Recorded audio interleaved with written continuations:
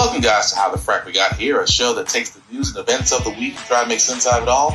I'm your host, the most Will Buchanan, and on this show, we simply are all about the facts. There are plenty of news stations out there that simply want to do anything short but inform you. Here at How the Frack We Got Here, that's all we believe in. We go up to the left, we go up to the right, we go up to the middle of independence, we go up to all sides because there's more than one side of a story to everything. And you need to know it all in order to actually formulate your own opinion. And that's what we try to do here at How the Frack We Got Here. Thanks for listening, and hold on. It's going to be fun. All right, guys. Today's date, February the 19th, 2025. And this is How the Frack We Got Here. I'm your host, the most Will Buchanan on the Frack We Got Here. We do take the events of the week and try to make sense out of it all. Before we get started, guys, let you know that we are a news podcast. We pride ourselves on being a news podcast, which means that we only research the most reputable sites with award-winning journalism and research. What does that mean? That means we only do the news. We do not do sensational news like Fox News, The Blaze, The Daily Beast, whatever extreme left or extreme right you get your views from. We simply do not follow those. We give you just the facts, nothing but the facts. At the same time, guys, we do try to maintain our professionalism with limited profanity sometimes. Words do fly. Let's just be honest. At the same time, guys, there are things that might be shown, clips and trailers that might be too intense for younger viewers. So viewer discretion is advised. Aside from that, welcome. So how do we actually tailor this episode of DOGE is probably the word for dumbass in Russian. Well, we're not going to start with DOGE at first because, again, with the would-be king, dictator, monarchy that we're currently in right now, Trump seems to be focused more on helping Putin right now, winning a war that he started. Yeah. To end the biggest war in Europe since World War II, President Trump is now blaming Ukraine for being invaded by Russia 3 years ago, saying Ukrainian President Zelensky should have made unspecified concessions to placate Russia and avoid the war. You should have never started it. You could have made a deal. I could have made a deal for Ukraine that would have given them almost all of the land, everything, almost all of the land, and no people would have been killed. President Trump has launched a peace process, sending his top foreign policy team to Saudi Arabia to meet the Russian side. They met for more than 4 hours, leaving the Russians smiling. Ukraine was not invited. President Zelensky expressing frustration at being sidelined from the negotiations. This morning, saying President Trump is trapped in a disinformation bubble, suggesting he's following Russian propaganda. Russia occupies about 20% of Ukraine. Ukrainians fear President Trump will surrender the territory to Putin. On the front lines in eastern Ukraine this morning, Ukrainian troops are trying to both defend their country from ongoing Russian missile and drone attacks and figure out if the United States is still with them. Ivan, who by army rules only gave his first name, is the commander of a tank unit outside Kharkiv. Does it feel like decisions are being made about Ukraine without Ukraine's input? Yes, this is exactly the feeling we have, he said, adding, it does influence the mood. It is very demotivating. So let's think about this for a second. Trump decides that, we're going to finally do something about the war in Ukraine and immediately wants to point out to Ukrainian president saying, hey, you guys should have never started this fight. Sometimes I try to be nice. I do try to be nice and try to sit there and say, everybody has mental slip-ups. However, anybody with a smartphone can literally figure out, I'm sorry, who invaded who. Because for all those who don't remember, just 2 years ago, which feels like it was just yesterday, Putin decided to invade Ukraine, citing that they have the rights to invade because of certain rights in their lands. It was Putin that decided to send the tanks into Ukraine. And Ukraine decided, of course, on all rights that they all justify their own right to defend their country. Trump doesn't see it that way. But, Trump saying to literally Zelensky, well, you guys should never start this fight. Well, he decided to go one step further and do the one thing that we all know that Trump loves to do. Go back to his playbook of blaming people and calling them losers. Or in this case, he called him a dictator. I'm sorry. Teapot really needs to look at Kel right now. Volodymyr Zelensky is appealing to the Trump administration as the U.S. looks to thaw its relationship with Russia. Zelensky said President Trump was, quote, living in a disinformation space after President Trump's false assertion yesterday that Ukraine started the war. In fact, Russia invaded Ukraine without cause in 2022. This morning, Mr. Trump fired back at the Ukrainian leader on his Truth Social platform, calling him a, quote, dictator without elections. Zelensky, just to note, was democratically elected in 2019 after Russia's invasion. He imposed martial law in Ukraine, which has since suspended elections there.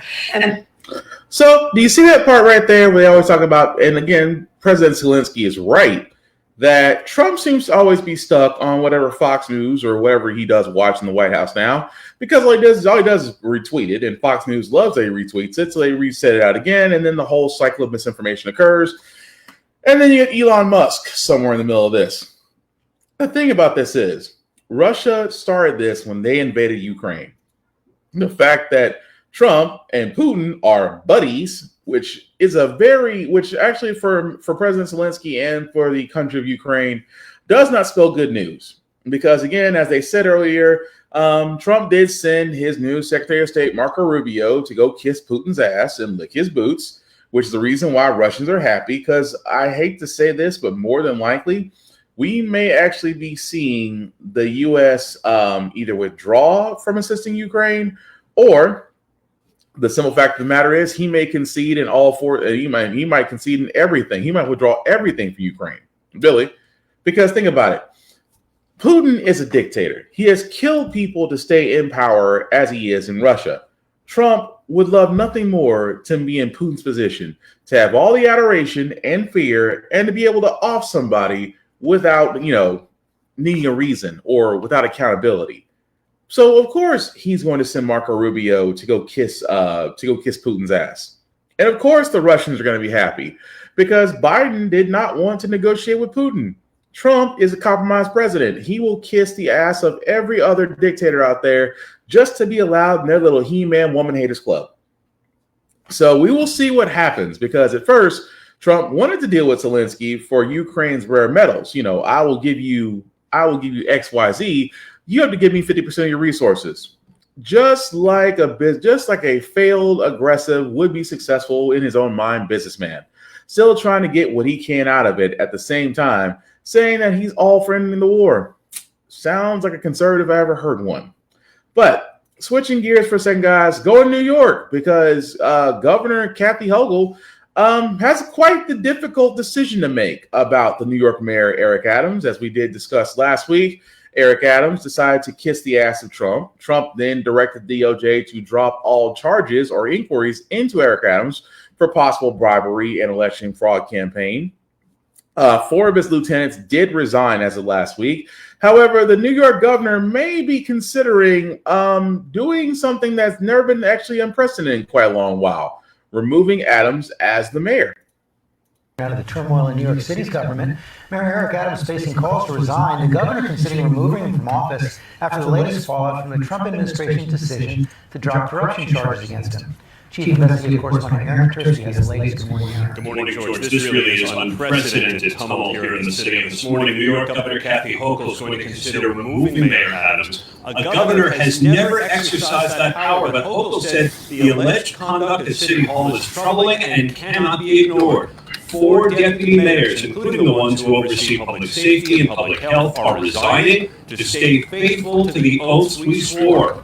A vote of no confidence by the top ranks of the mayor's own staff. And it comes just days after 7 federal prosecutors quit in protest of the order to dismiss the case, charging Adams with taking bribes and illegal campaign donations. Now, former U.S. Attorney Danielle Sassoon accused Adams and the Justice Department of letting the mayor off the hook in exchange for helping President Trump with mass deportations. Adams denied there was any such quid pro quo. Unless he resigns or the governor removes him, though, guys, Adams remains mayor for the rest of the year, guys. And that's crazy, isn't it? That, keep in mind the timeline on this. It wasn't up until Trump was actually sworn in. Adams was under investigation, also under indictment. Just because there was smoke, there was a lot of smoke as far as where his campaign contributions came from, where they were put, how did he receive the money? There was a lot of quid quo pro going on and a lot of grease in the wheels, so to speak. And it's amazing that when Trump was in office, Eric Adams went up to Trump and kissed the ring and his ass. And then Trump directed his new DOJ to say, no, you can drop the inquiries. The same way with Elon Musk. Elon Musk and the Department of Labor were going to look into him and his Tesla and SpaceX organizations because of unfair law practices. However, because of his now association next to the would-be dictator Trump, those investigations have gone away. So what does that leave the governor to do? The governor has one of two choices, actually. The governor, Kathy Hochul, does have the ability to remove Eric Adams as mayor. At the same time, could this be contested and also put in lawsuits and eventually it's in the courts? Yes. But I just find it odd that, one conversation leads to Trump and all of a sudden your inquiries into charges of possible bribery, possible influence have been dropped. And that to me screams a whole lot of smoke if they were about to come forward when 4 of your lieutenants resigned. I'm just saying, sounds like a lot. But, we'll never get to see what happens as far as the federal investigation side because Trump has quelled a lot of those things. But it will be interesting to see what the governor does. But that's not the only thing she has. This other story, which again, if you guys have not been paying attention to abortion laws, and especially in our states, where some abortion cases, or I should say states have done, they have actually sat there and said, you know what, we will prosecute doctors that do perform abortions or, do pills, things of that nature. However, here's the thing that kills me in all this, that you have, and then again, it's the reason why we're still bringing up the governor in this. There's a case out of Louisiana where a doctor was accused of giving abortion services when Louisiana has restricted abortion, actually made it illegal. And actually moved forward to prosecuting doctors who may give abortion care. Anyway, one doctor had left the state, went to New York. However, Louisiana is trying to, and I cannot believe I'm saying this, extradite said doctor back to Louisiana for prosecution. Now, of course, New York governor, again, as you can see right there, Kathy Hochul, has sat there and said, quote unquote, I will not be signing an extradition order that came from the governor of Louisiana. Not now, not ever. And I think that's a great move. Now, despite how you may feel about abortion, guys, for the longest time, it used to be a woman's choice. It was a woman's choice because a woman's body is her choice, nobody else's. That used to be the law of the land until you got the crazy people and the pro-life bullshit people in there who tried to sit there and circumvent it, and successfully when they had enough people on the United States Supreme Court to actually overturn Roe versus Wade, and now have left it up to the states to protect themselves. New York being one of those states that do actually protect abortions, will actually still keep abortion safe and legal in their state, are now having these other states try to basically go after them like fugitives. We want to send back the doctor because of what they did. And I love the fact that she sat there and said, hell no. It's sad. I mean, think about it. It's 2025. And not to be on a soapbox, but it's 2025. Why are we still worried about what a woman does with her body? I am mystified about that because what a woman's body is her business. Whether or not she chooses to deliver a baby or abort a baby, that decision is ultimately up to her. It's nobody else's, nor should we care. At the same time, you pro-birth people kill me. What about the baby? If you people, as a you pro-birth, or I should say pro-life, you're really pro-birth because after birth, you really don't care what happens to the child. But if you were so pro-life, we would not have so many children looking for adoption. We would not have orphanage and child services bringing up the hills. We would not have to worry about school lunches not being given to children simply put because somebody decided that they need to work for their meals first. We would not have all these problems in the behavioral areas with kids and violence, things of that nature, if you were all pro-life, which tells me that you're full of shit. And I'll still say that to everybody that hears me. But getting off that soapbox for a second, but really proud of the fact that the New York governor has sat there and pretty much given the middle finger to the Louisiana governor and said, sorry, you may not believe in abortion, but we do. And we're not going to send a doctor back for you to prosecute. Just saying. But moving right along, guys, let's get to DOGE, Department of Government Efficiency. There are so many problems with this department, I cannot even begin to start. Well, I will start at one. Misinformation. Because Donald Trump and Elon Musk, or I should say co-presidents, co-president Trump and co-president Elon Musk, because the fact of the matter that you had Elon Musk and his son, his spawn, in the Oval Office sitting next to Trump. Trump didn't say two fucking words. Elon Musk said everything with his son right there saying, you know you're not the president. Or my daddy is this. I mean, you can be arguing what that kid said, but enough was said to where Trump was mute. Now, when I say about misinformation, folks, I mean stuff like this. Because you guys, I cannot make this up. Because keep in mind, DOGE was supposedly the BS that they gave us. DOGE was supposedly supposed to look for fraud, waste, and abuse of government systems, funding, personnel, and correct it. Keep in mind, Elon Musk had put out the fact that, and forgive me for the crude statement I'm about to say, but Elon Musk was one of the first ones talking about that, hey, we're sending $50 million to Gaza for condoms. Of course, that was a lie. He also tried to sit there and say, in this case, that, 150-year-old individuals are receiving Social Security checks. Let me point something out. If you are 150 years old and still alive and still in America, receive your check. But let's also be honest, there is nobody currently living among us on this mortal plane that's 150 years old and collecting Social Security checks, which Elon Musk had also said happened. And then, of course, had to walk that back. This is the problem with DOGE so far. That for the simple fact of the matter is, they say something, throw it out there, and then it's immediately debunked. And then they turn around and sit there and say, well, we were misinformed. Really? From the department whose sole initiative is to look at the government and say, we have to find where the fraud, waste, and abuse is and correct it.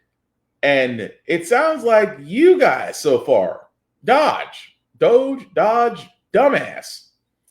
It seems you're the wasteful and fraudulent abuse that we've been looking for all this time. Because, again, and I stress this so heavily, whenever it comes to Musk, outside of him being a dumbass, this man is not smart. Let me stress this very heavily. Elon Musk is not intelligence. He was raised off daddy's South African mine money. He bought Tesla, which he did not create. He bought SpaceX, which he did not create. And basically was a venture capitalist. He somehow convinced Twitter, bought Twitter for billions, and even now still pads his pockets. Because, again, I point this out. For all those other people don't remember, Elon Musk still has government contracts. He has government contracts for his vehicles, for SpaceX, for Starlink, with the U.S. government. So here's the problem I have with Elon Musk, number one. How is it that you're looking for fraud, waste, and abuse overspending, and yet you are still under federal contract through your companies? He has not given up his ownership of his companies while taking on the office of DOGE. Even more so, Trump, when asked, is he a part of the government or not? Trump said he is not. He is a special government employee. What the frack does that mean? Because either you're working for the government or you're not. But at the same time, Elon Musk is the biggest walking conflict of interest outside of Trump in the White House. And yet he is allowed to spat out disinformation. Him and Trump have tried to cut down, and trust me, they're trying to cut down, saying that wasteful spending is trying to get rid of federal workers, whether it's in the IRS, whether it's in various departments, or even the big one where he's trying to get the buyout going, which everybody who listens to this buyout that Trump's trying to do, ask yourself one question. When is the last time anybody worked for that man and actually got paid for it? Because there's literally mountains of lawsuits where Trump has stiffed people on not paying them, and they had to sue them in order to get paid. And now he's trying to tell these federal workers, hey, if you guys go ahead and take this offer, we'll take this buyout, you'll get paid.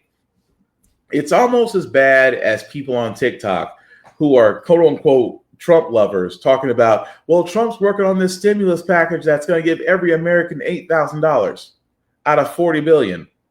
$40 billion is going to be split evenly among the American citizens. $40 billion does not equal $8,000 per citizen. It's like 200 and something. But see where I'm getting in with the misinformation?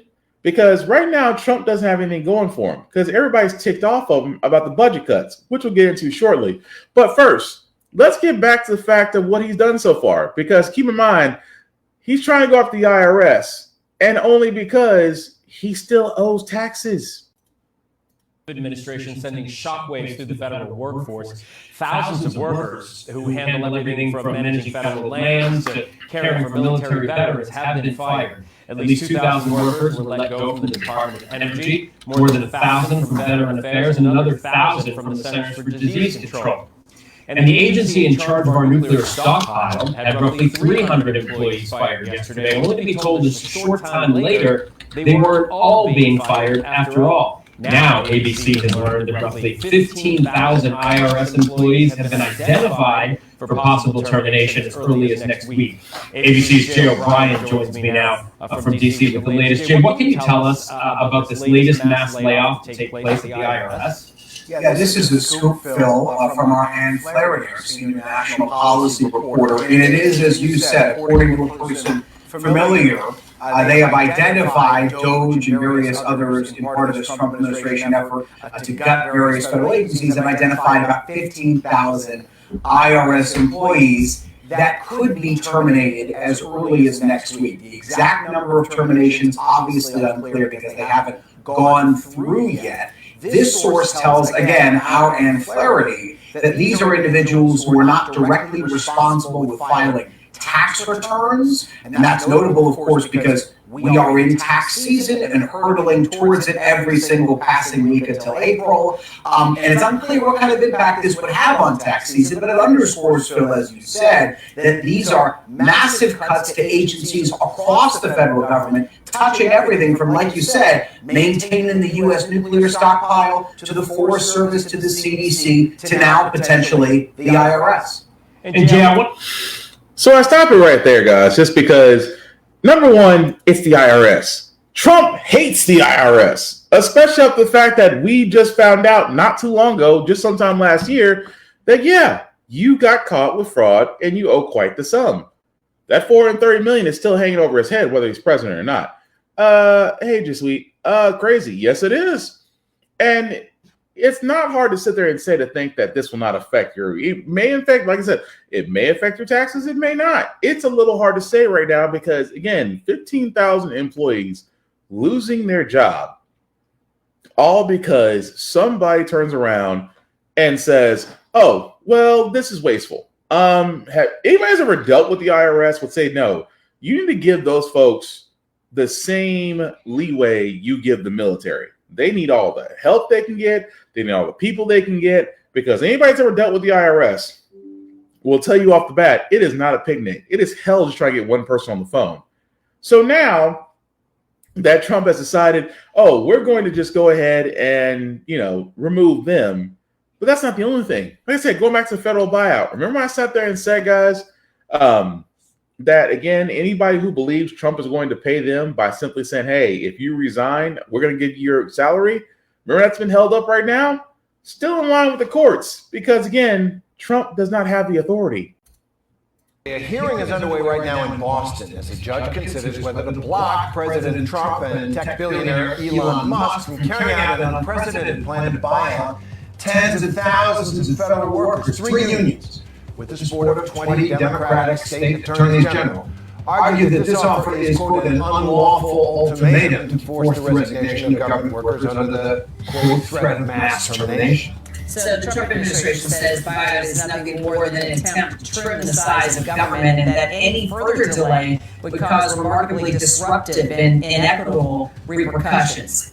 Let's get straight to our Jay O'Brien, who's up on the Hill. Also, our senior reporter, Catherine Falders, joins us. So, Jay, let's talk about how soon we could actually have a decision from the judge. Yeah, it's ultimately up to the judge, as you know, guys, but he is under pressure and he's under the clock because remember, that deadline, that resignation deadline that was originally set for Thursday had been extended to today to allow for this hearing and allow the judge to hear these various arguments. We know that the unions who are representing federal workers and also Democratic attorneys general of various states who signed on to this case are arguing that this deadline is slapdash, that it's unnecessary, that it's unlawful, that it puts too much of an unlawful, in their argument, clock on these decisions to be made by federal workers. What the administration has been arguing is that this is well within their rights in terms of how they manage the executive branch, how they manage and reduce, if necessary, the staff of the executive branch. So consider the judge, or expect the judge rather to consider, obviously, those arguments when he makes a decision.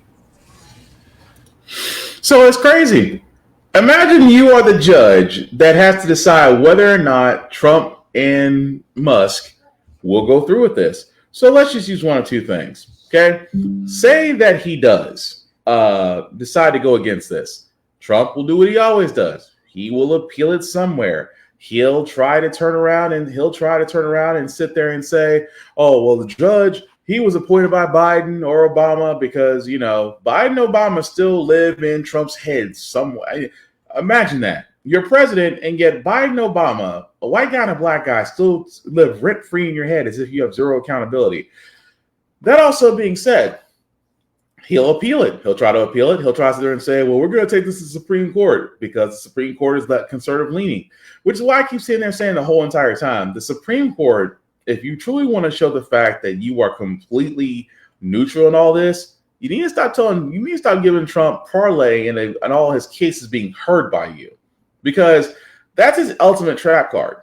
If Trump does not like a court ruling, what does he always say? We'll take it all the way to the Supreme Court. We're going to take it all the way there, because he has home field advantage there. And yet the Supreme Court could turn around and sit there and say, you know what? No. This is going to be handled by lower courts. We've got bigger fish to fry, and we cannot handle it every time you don't like a ruling. It's not that hard for the Supreme Court to do, but the conservatives on the Supreme Court are all bought and paid for, so get ready to hear that. And also, here's the crazy part in the what if area. What if the judge agrees with Trump? Does this give Trump a lip to be more brazen in his decisions? Yes. But it's going to be interesting to see what the judge actually decides on.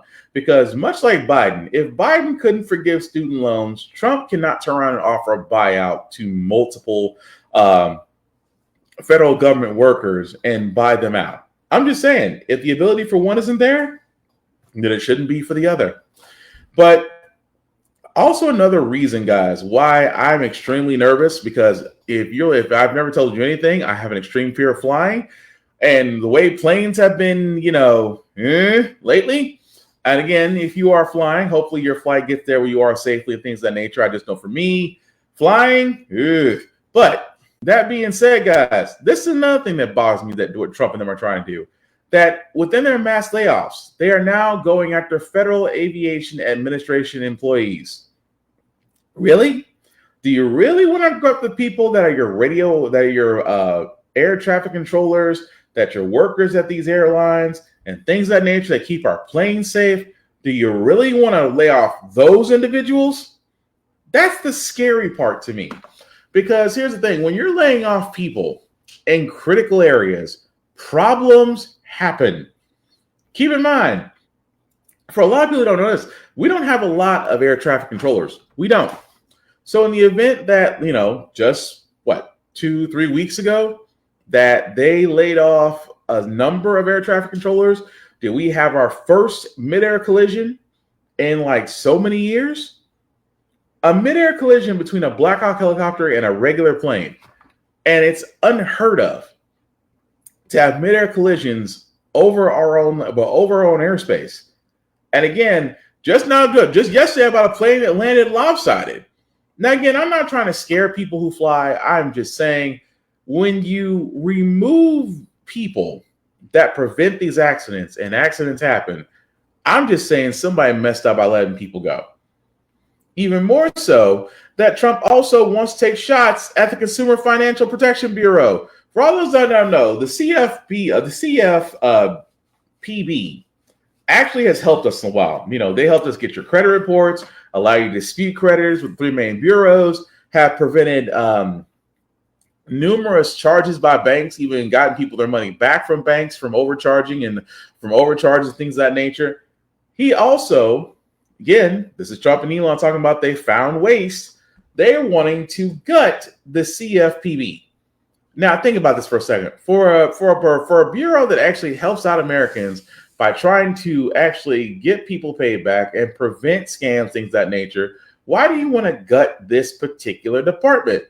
Because it's not waste. If anything is waste, DOGE is waste. DOGE is waste. Space Force is waste. Because, again, how in the blue hell, when they talk about waste, fraud, and abuse and overspending, does the U.S. Space Force still around? Homeland Security is still around. These 2 departments alone could go. And yet, Trump has yet to bring these things up. That alone tells you everything you want to freaking know.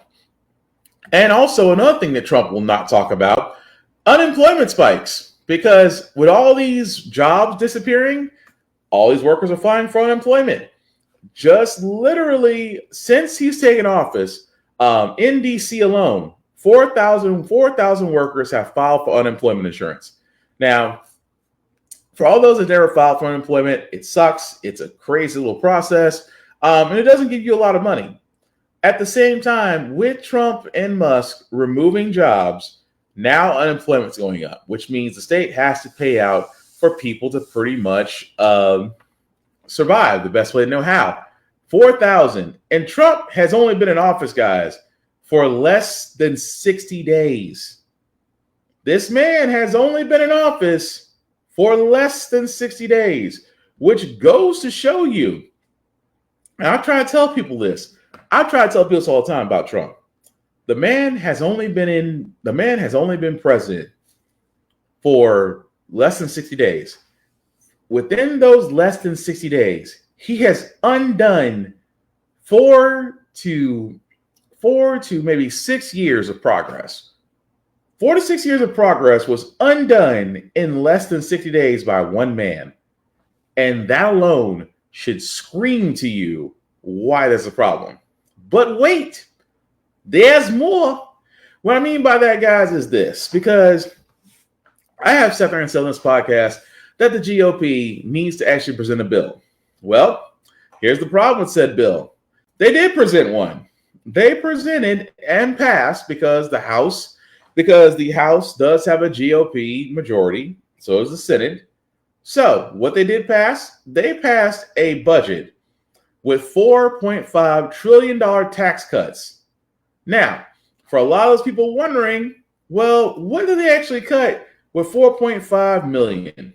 Well, I'm glad you asked. And because of that, I have a picture that helps you out. So if you want to know what their budget looks like, here it is. Their budget literally is like this. Cutting $230 billion for SNAP nutrition programs, cutting $880 billion for healthcare funding, $330 billion for public education, workforce training protection, and $4.5 trillion, that's T, $trillion in tax breaks for the rich. That, ladies and gentlemen, is the GOP budget that just passed the House and is on its way to the Senate. And why? And I leave this up here, guys, because look at what they cut. SNAP, nutrition, which means that for those on food stamps, EBT cards, for those that are getting assistance, for those that are getting housing assistance, things of that nature, that's all under that $230 billion cut, which means there's going to be less assistance for those on it. $880 billion for healthcare funding. Medicare, Medicaid have just now been affected. That's under healthcare funding. $880 billion have now been cut from that, which means that anybody that was getting those services may or may not get them. And then $330 billion for public education, workforce training, and protection. In the words of Lupe Fiasco, your child's future was the first to go with budget cuts. $330 billion is nothing to sneeze at, guys. That means that public education will be taking a mighty hit, on top of the fact that Trump has already turned around and sat there and said he wants to get rid of the Department of Education, which means that he wants education to go back to the states. And I've already sat there and said it on this podcast once before. If you're a blue state, your education system is probably fine. If you're a red state, you're probably screwed, because a lot of red states are pushing school choice, which again is a BS voucher scam to basically take away funding for public education and give it back to private and charter schools that are very much well off. But here's the one thing that nobody's talking about that they should talk about. $4.5 trillion in tax breaks for the rich. This is on top of the Trump tax breaks that he's already giving to the rich that were set to expire this year. And their plan is to extend it. And again, guys, when you look at this, I just wonder to myself, how is it that anybody could be conservative unless you're a corporation or you're wealthy? Because the simple fact of the matter is, guys, the tax breaks that are put in there, it's like 2016 all over again, but way freaking worse. But again, I say this because I know for a lot of people, they're for voted Trump, they're going to make excuses. They're going to try to defend it. It's going to be this whole thing of, well, you gave Biden. Well, Biden did all this spending. You had to spend, because this is the wheel of history repeating itself. What I mean by that is Republicans will spend to put us in the hole. Democrats have to spend to get us out of the hole. Historically, that's always been the same. Actually, the funny part is, name a Republican administration in history where it's actually been progressive and helpful toward the government, toward the country and its citizens. I dare anybody find a Republican administration to where the people actually prospered. Because historically, every Republican administration has always led to ruin. Every Democratic administration has always had to improve it. It's almost like they're the janitors. But again, prove me wrong. I pretty much pride myself on doing research very well. I have yet to find a Republican president or administration at the time to where the economy was doing great, the people were doing great, because as far as I know, or as far as I can find, it's never happened. But move right along, guys, as we still stick to DOGE, because again, DOGE is probably Russian for dumbass. 14 states are filing a lawsuit. And I'm glad they're doing this. Actually, it should be more than 14. But there's 14 states are filing a lawsuit arguing that Elon Musk's authority at DOGE is unconstitutional. And it is. Much like I said at the beginning of this podcast, how in the blue hell can a guy who's not a part of the government, yet his department is not government, yet at the same time, he can turn around and make decisions that affect thousands, if not hundreds of thousands of individuals, and yet still gets paid by the government because his companies have government contracts? I'm just like, how is this not a conflict of interest? But we're going to see where it goes from that, guys, because of the states, I think they're including Arizona, Michigan, Rhode Island, New York, just to name a few. Because, yes, the attorney generals are the one filing this, because they have to sit there and figure out, because if memory serves me, I think this violates the appointment clause of the Constitution, if I'm remembering correctly. But the thing I'm getting at is, Trump basically created a position for Musk. It was supposed to be Musk and Vivek Ramaswamy, but turns out that you didn't really need a brown guy when you already got a black guy in one office. So his DEI, his untold DEI mark has been checked for Trump. But Elon Musk is a walking conflict of interest. How are you still paid by the government through your contracts, and yet you're making decisions that affect them from a government standpoint? How? You shouldn't be able to.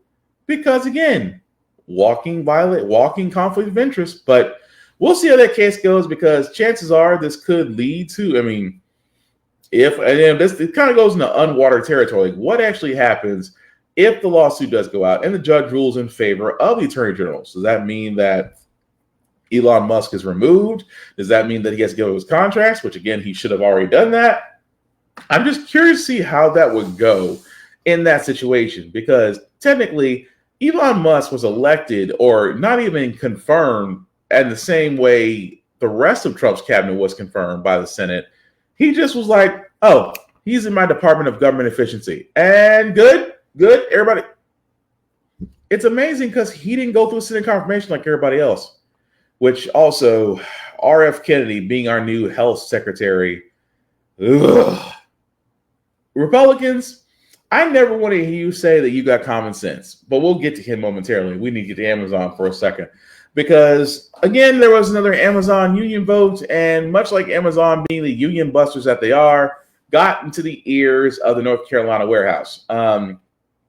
Unfortunately, not joining Staten Island, where the Staten Island warehouse, where they succeeded in creating a union there was a union vote at North Carolina warehouse to where they have decided through a large vote that they will vote not to unionize. And again, the only people that are actually happy about this whole thing is Amazon, because I love how Amazon does this, because Amazon is one of the biggest union busters out there.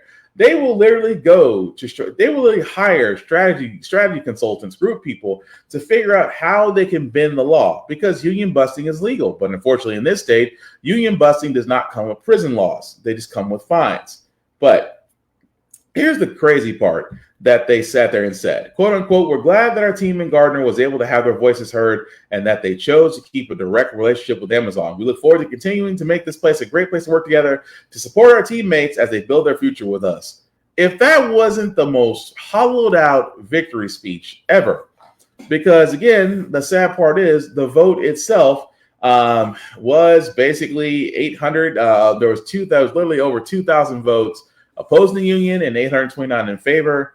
And again, it just got. And I understand where some folks are coming from as far as maybe not wanting to join a union. But here's the problem with Amazon. Amazon, again, is anti-union.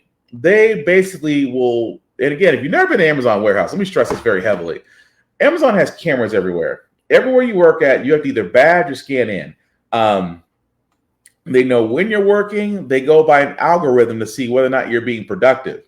At the same time, they can care less about you being human, where you need breaks or going to the bathroom, things of that nature. Don't believe me, Amazon drivers all the time keep an extra cam for a reason. That being said, because of their surveillance and because they also talk about anti-union through TVs in their break rooms, through apps that they use for the workers, through their scan devices, they always talk about anti-union. So, of course, for a lot of people, and I know what I'm about to say may not seem very considerate, but Amazon does this. Amazon does what Walmart does. Walmart does. They come to a city. They pretty much try to drown out the mom and pop places, the mom and pop stores, and to only be the only store in town.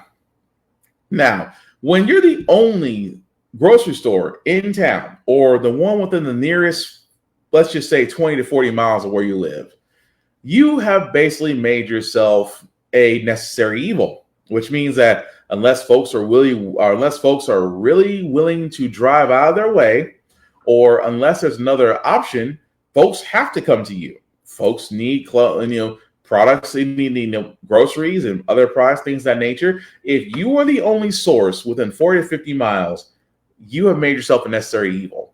Now, replace Walmart with Amazon. Amazon covered the e-commerce market. They got lower prices. They did Amazon Prime, where you got your stuff in like a day or maybe 2 days at most. Folks and businesses got reliant upon Amazon.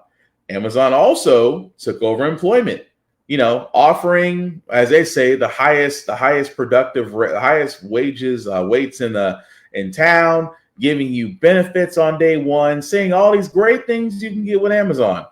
And again, if you are the biggest employer in town, a lot of folks may not have the bravery. And I said, and again, I guess not bravery. Bravery makes it sound stupid. A lot of folks may not take the leap and say, you know what, against, making sure that my kids eat, my family eats, a stand has to be taken. And some people may not like it, but it also is North Carolina. North Carolina is a red state. They did vote for Trump. Some folks may feel like a union is nothing more than bloodsuckers pretending to have your interest at heart. And that also may, again, still stick with people. But if there's any indication that Amazon does scare people into union busting, that right there, nearly 2,447 votes versus 829 versus 829 yeses versus a lot of no's. Either some folks were scared to lose jobs, some folks were thinking about their livelihoods, and some folks may not just want to join a union. And here's the thing. The unions work, ladies and gentlemen, and if they didn't work, every corporation wouldn't be trying to break every law humanly possible to make sure there's not a union at your workplace. So if you have a union, join it. If you don't have a union, form one. And if a company ever says like a family, effing run fast. That also being said, we do have some other news. You guys may or may not remember this case. Andrew Lester, the man that literally shot the teen Ralph Yarl through a door when he supposedly mistaken the teen for an intruder, but the teen was actually knocking on his door, just asking for directions. And this man fired a couple shots through the door. He was actually supposed to be going to his case where he pleaded to felony assault in the second degree, died while waiting sentencing, according to the prosecutor that was announced earlier today. Of course, the prosecutor, we have learned of the passing of Andrew Lester and extend our sincerest condolences to his family during this difficult time. And of course, we acknowledge that Mr. Lester did take responsibility for his actions by pleading guilty in his case. Our thoughts remain with both families affected by this tragic incident as they continue their healing process. Let me say this very clearly to Mr. Andrew Lester, who's no longer with us. Enjoy hell. Enjoy hell. May you rot with gasoline draws on the way down. May you hit a pool of fire on your way up. May you relive the entire incident through the eyes of the victim that you created by basically trying to play a victim yourself. I have no love lost for this man. I have no thoughts and sympathy for this man. This man decided to do what, again, society has labeled them to do. That if you kill a person of color, that unless, you shove off this mortal coil, you may not actually see the time, and we might not actually see the justice that we deserve. So, yeah, I could sit there and say thoughts and prayers, but I'd be lying. Andrew Lester, may you rot in shed. Because you killed a teen that you decided that shooting them through the door was enough for you. And then you tried to hide it. Then you tried to sit there and say you feared for your life, being on the other side of the door. And then instead of it being murder, you got felony assault in the second degree. I am sorry for Mr. Lester. No, I'm really not. I am sorry that this man did not live long enough to see a trial. I'm sorry this man did not live long enough to view the family of the victim that he killed.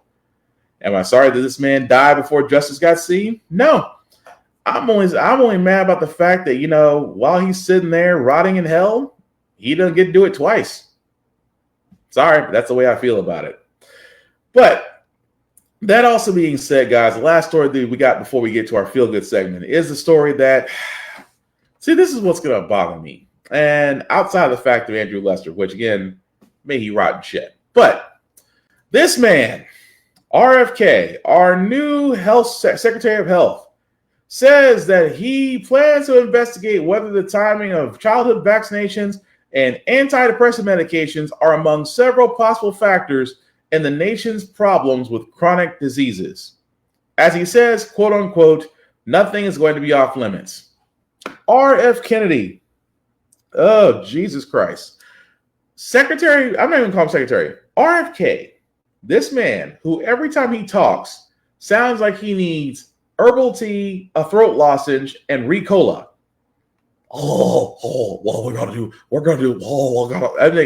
That guy.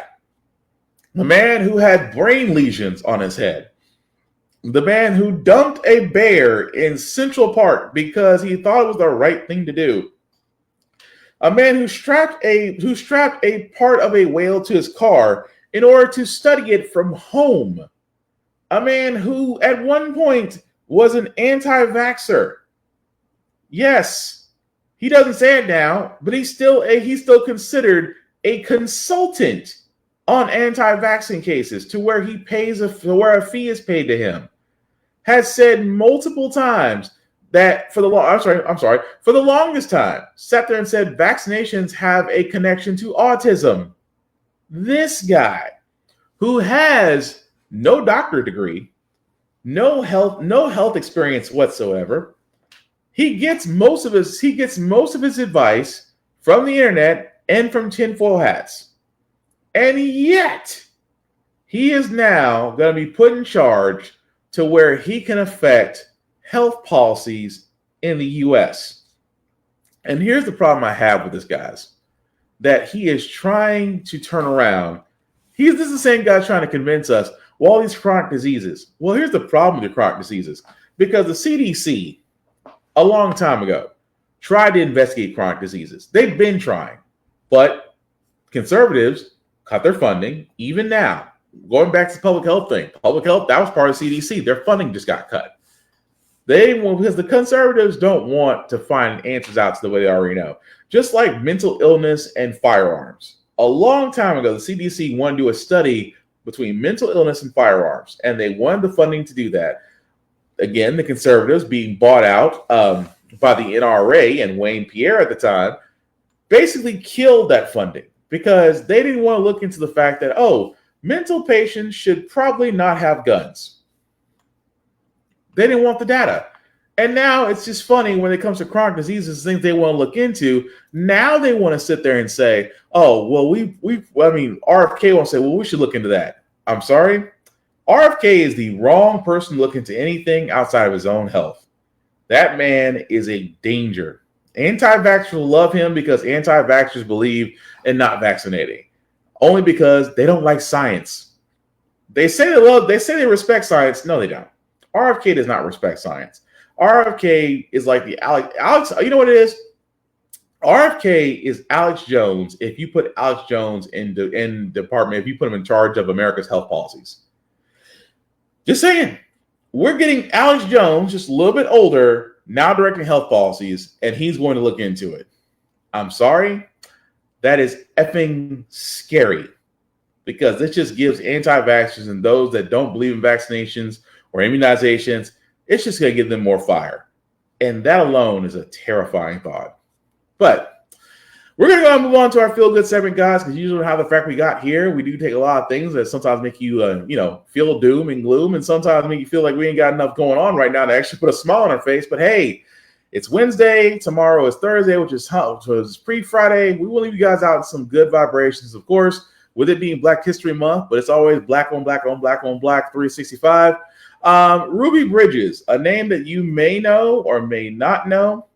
Civil rights icon, the first to integrate her all-white school back in the 1960s, is actually coming out with a book. And again, for all those that don't know our history, just listen. And a trailblazer in the civil rights movement. In November 1960, Ruby Bridges became the first black student to integrate her all-white New Orleans public elementary school. Ruby was only 6 years old and a first grader when she took on that great responsibility. Now, more than 6 decades later, the activist and author has a brand new children's book about that moment in time. It's called Ruby Bridges, A Talk with My Teacher. And lucky for us, Ruby is here this morning. It's so nice to have you. The book is beautiful. It's a terrific story. Your story, of course, has been told in children's books before, but now you get to be in the driver's seat. And this is really a love letter to teachers. It is. I would not have gotten through that if it had not been for my teacher. And as you know, teachers really quit their jobs back then because they didn't want to teach black kids. But this one teacher came from Boston to teach me. She was amazing. Her name was Barbara Henry. And that's what the book is about. And we learned that you were so upset when you found out that Barbara Henry, after being your first grade teacher, wouldn't be your second grade teacher. How did that make you feel? I would say that second grade was much worse for me than first. Really? Because she was my best friend. I didn't have any friends. And I had gotten so close to her. And I was so excited about going back for second grade, telling her what my summer was like, happy to see her again. And then she was gone. And now you all still maintain a relationship, which I'm so happy to hear. Still alive. She still lives in Boston, and yes, she's like another mom to me. Wow. When you see that image of you in front of the Williams Brand School, and you're 6 years old, and there's all this tumult going on, how were you able to keep doing that? You know, I mean, we see the pictures, but what was happening when we didn't see you as far as pictures, the day-to-day period? You know, she filled my day with things to do. You know, she made school fun. I enjoyed learning. You know, even though the crowd was outside and screaming and yelling, she would go to the window and close the window. And she said, "Oh, we're going to have music today," just to drown out everything. You know, we often say, both of us, she and I, that despite all of the hate that was going on outside, inside that room, it was filled with love. You know, one of the things you talk about is a story about going to school and hiding your lunch. Yes, I did.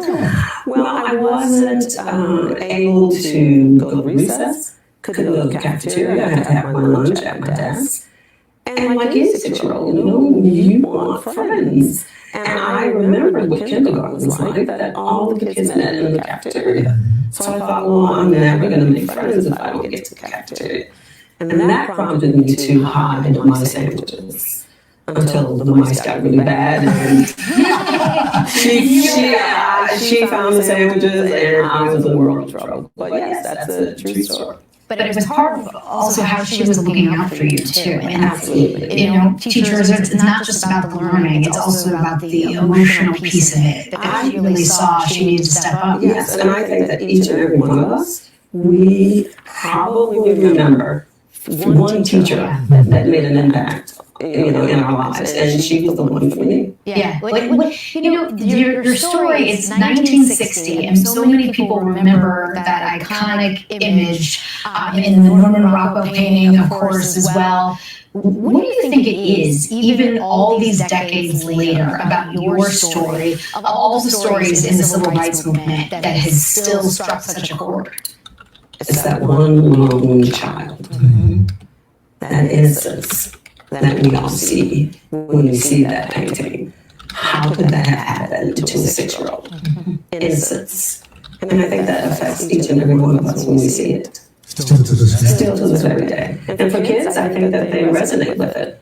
Every kid remembers someone not wanting to play with them, not giving them a chance. And I think that resonates with them, the story. So I wanted to write that story because constantly I would get the question, what happened in second grade? So that's basically what the book is about. But it's a beautiful read. Congratulations. Thank you. Thank you so much. Ruby Bridges, thank you so much. Again, the book is called Ruby Bridges, A Talk with My Teacher. And that's cool. That, I guess, that before. Again, if you don't know your history, you should. At the same time, with Ruby Bridges, what she went through, and the fact that she now have a story. Because again, when it comes to our history, I know it's supposed to be a feel good segment. I feel like I'm getting on my soapbox again. Whenever it comes to our history, guys, it matters. It really does. Hush you. It really does matter about our history. It really does matter that our stories are told. There are so many stories out there that are not being told, that should be told, that should be heard, that should be recycled out there. Not recycled, retold, for those that will know. It's new to you. But again, if you have the ability, definitely check out that book. Check out libraries, guys. Not just, public libraries are cool. It's the one place they haven't been able to burn books yet. But trust me, they're trying. But definitely check out public libraries. Support your independent bookstores. Support your libraries. These books are there for you to find, guys. And again, you're going to miss these stories when they are gone. But that's going to do it for this podcast. Thank you all for liking, for watching, for letting people know it's live, for commenting. I appreciate all of it. Shameless plugging as usual before we do get out of here, guys. Shout out to APR TV or alwayspressrecord.com. Definitely check them out, guys, as they are one of the many places where you can watch shows like this, whether on alwayspressrecord.com or the APR TV app. Definitely check them out there. They are the vehicles to where our viewership, our content, and most importantly, our Patreon should be going because, hey, Tubi is well worth over $100 million, and that's because of us. So I don't know about you, but I'd rather have my money going to somebody that doesn't own Fox and going to somebody that looks like me. So definitely check out APR TV.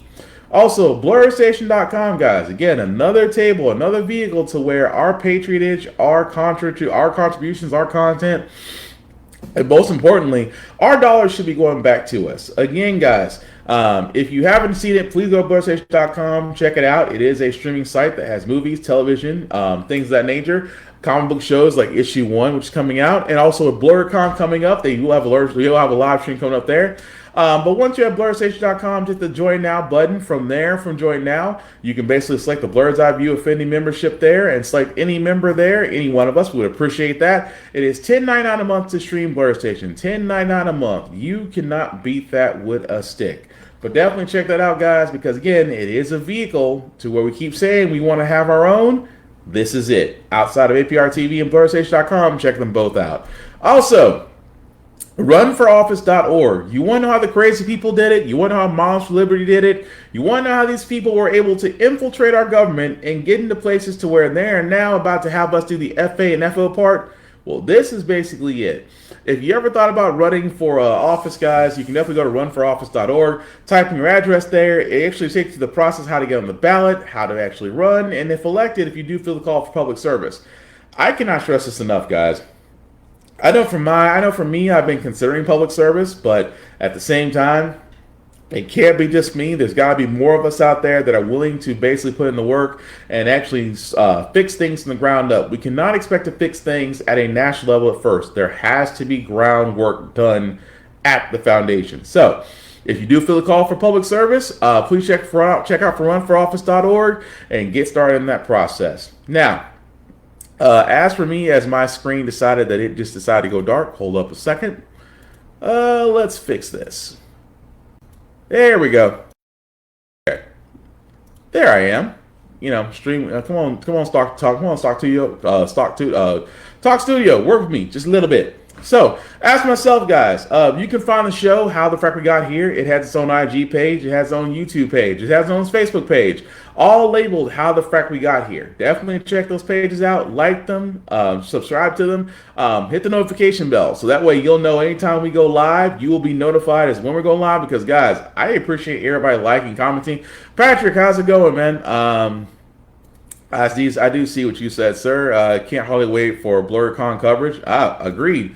It's scary when you have a family, but someone has to do it. Yeah, fair. Very much so. But yeah, outside of that, guys, How the Frack We Got Here has its own IG page, YouTube page, Facebook page. Like, share, subscribe. Make sure the notification bell is on, because anytime we do upload something, you will definitely be notified about it. At the same time, guys, the podcast can be found where podcasts can be found or heard, whether it's Apple Music, Google Play, Spotify. We do try to make it as well known as we can. But hey, listen to the likes, run the numbers up, because we cannot do any of this without you. We want it to be bigger, but we need your support. Also, check out my other podcasting companions on the Blurred's Eye View website, Blurred's Eye View YouTube and Facebook pages. Blurred's Eye View also is every Tuesday and Thursday, which means we will have a live show tomorrow. You'll be able to check out all of our companions, Room Full of Blurs, Geek by Heart, Mayhem Media, Show Quo, Whoop-de Freakin' Do, Navy Montel, Tafari TV. You'll be able to check all those guys out as they all have their own YouTube and IG pages. But again, show them love because they showed me love. And again, we're all just one big happy family, but we're all trying to make it. So, that being said, guys, I'm going to say the same thing I've said beforehand, because we are in the dark ages. Check on your people. Check on your people. Make sure that you have time for yourself. Develop, give yourself some me time. Always give yourself grace. Give others grace when you can. Do not let this misinformation beat you down and leave you defeated, disencouraged. We must unionize, we must strategize, mobilize, and finally roll out. That's how it should be. At the same time, guys, keep some hope in your hearts. Keep a smile on your face. We will get through this, I promise you. But the last thing I say about How the Frack We Got Here, guys, is all about staying informed. We are not trying to reinvent the wheel. We are simply giving you all the information to make up your own mind. We do better as society once we're informed. We're progressive. We move forward. We try to right the wrongs of our past, making decisions now that we should have made back then. Like electing our first black woman to the Supreme Court, electing our first black woman to the Federal Board of Governors. Hopefully one day. We were very close. We just need the other folks to get on board with us. That one day we'll have a black woman that we can call her Madam President. All great things. When we don't learn from history, we are doomed to repeat it. 2016. 2025. Just saying. That basically means we are doing a repeat, which means that, we'll keep asking ourselves the questions, why does everything go up at our paycheck? Why are we electing different politicians but still the same old game in Congress? And most importantly, how the frack we got here. Thank you all for watching, guys. Please take care of yourselves and each other. Keep your peace. Give people grace. And I promise we'll make it. Take care, guys. Peace.